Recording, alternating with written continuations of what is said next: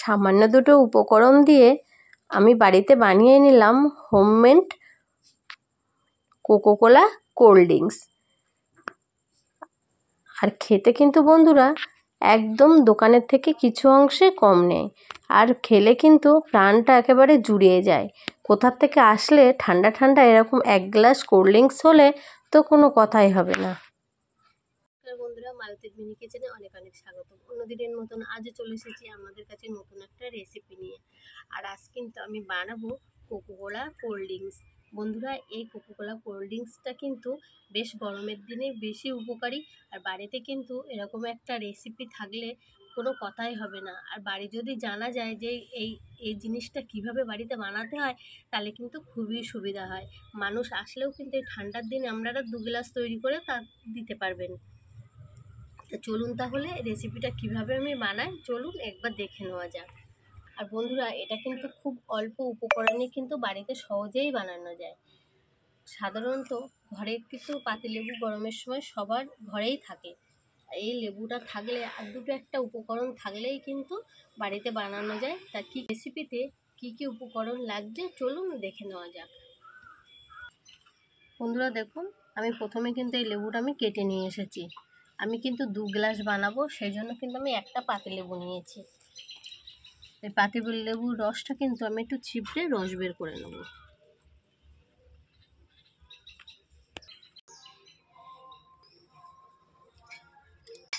দেখুন বন্ধুরা, বেশ অনেকটাই লেবুর রস কিন্তু বের করে নিয়েছি। আর দেখুন বন্ধুরা, ছোট একটা পাত্র নিয়েছি, তার ভিতরে দিয়ে দিয়েছি 2 চামচ মতন চিনি। আর এই চিনিটা কিন্তু আমি একটু ক্যারামেল করে নেব, তাহলে কিন্তু কোকোর কালারটাও কিন্তু বেশ দারুণ আসবে। দেখুন বেশ ক্যারামেলটা হয়ে গেছে, আর রঙটাও কিন্তু দারুণ এসেছে। এর ভিতরে কিন্তু আমি জল দিয়ে দিলাম, জল দিয়ে কিন্তু চিনিটা গলিয়ে নিলাম। আর এখানে আমি নিয়ে নিয়েছি একটু সাইট্রিক অ্যাসিড। বন্ধুরা, এটাকে আমি সামান্য একটু কিন্তু দেব, খুব বেশি কিন্তু দেওয়ার প্রয়োজন নেই। দেখতেই পেলেন কতটুকু আমি ইউজ করলাম। এবার কালারের জন্য দিয়ে দেবো সামান্য একটু ব্ল্যাক। এখানে কিন্তু ব্ল্যাক কালার আপনারা পেয়ে যাবেন দোকান থেকে। এটা খেলে কিন্তু কোনো অসুবিধা হবে না। আর সাথে দিয়ে দেবো সামান্য একটু রেড ফুড কালার। এটা দিয়ে বেশ ভালো করে একটু ফুটিয়ে নেব। এখানে যে আমি ম্যাটেরিয়ালটা তৈরি করেছিলাম সেটা কিন্তু এর ভিতরে দিয়ে দেব। আমি কিন্তু এখানে 2 চামচ মতন দেবো। আর দেখো কোকোকোলার মতনই কালার এসেছে।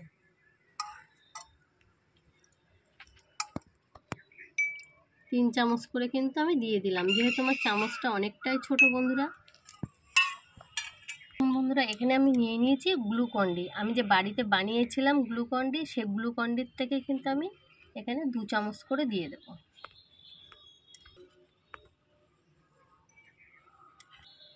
একটু 2 চামচ দিয়ে দেখুন 2 চামচ করে কিন্তু দিয়ে দিলাম। সামান্য একটু লবণ দেব, খুব সামান্য।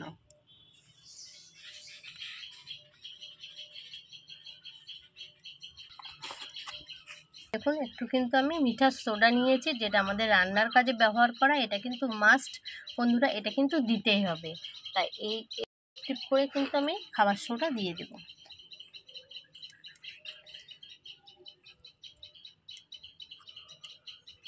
বন্ধুরা, আমি কিন্তু ফ্রিজে সারা রাতের জন্য কিন্তু এটা রেখে দিয়েছিলাম। এই জলটা, এই ঠান্ডা জলটা কিন্তু দরকার। এই ঠান্ডা জলটা কিন্তু আমি এর ভিতরে দিয়ে দেবো।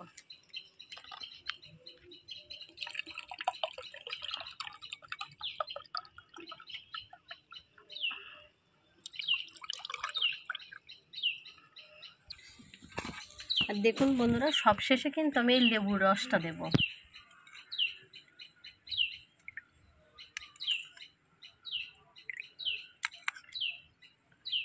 লেবুর রসটা কিন্তু 2 চামচ করে আমি দিয়ে দিলাম।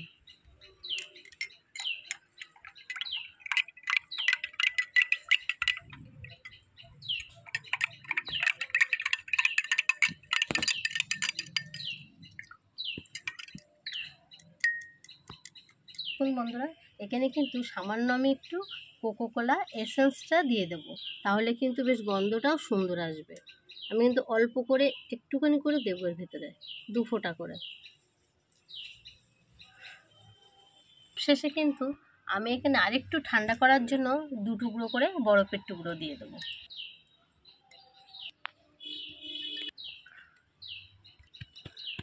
আর দেখুন বন্ধুরা, আমার কিন্তু একদম কোকোকোলা কোল্ড ড্রিঙ্কস কিন্তু রেডি হয়ে গেছে। দেখুন কতটা সুন্দর দেখাচ্ছে, একদম মনে হচ্ছে কিন্তু বাজার থেকে তো কিনে আনা। কেউ কিন্তু এভাবে দিলে কিন্তু বুঝতেই পারবে না যে এটা ঘরে হোমমেড তৈরি করা। তা আপনারাও কিন্তু এরকমভাবে বাড়িতে বানিয়ে খেয়ে দেখতে পারেন, কিন্তু দারুণ হবে। আমি কিন্তু একটা গ্লাস আমি খেয়ে দেখব এটা কেমন হয়েছে। আর এই গরমের দিনে কিন্তু বন্ধুরা একদম মন প্রাণ কিন্তু একদম জুড়িয়ে যাবে এরকম একটা গ্লাস প্লে। তা দেখুন আমি একটু খেয়ে দেখব।